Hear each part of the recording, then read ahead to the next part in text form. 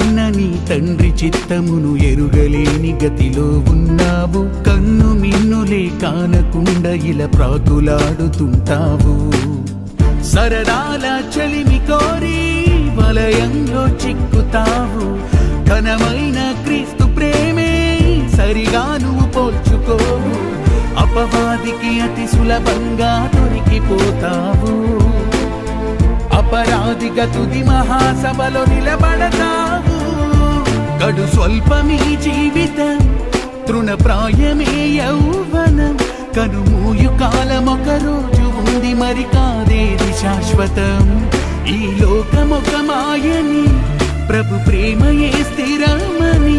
ఇకనైనా నీ మనసు మారి ప్రభు కొరకు బ్రతుకు కొనసాగని.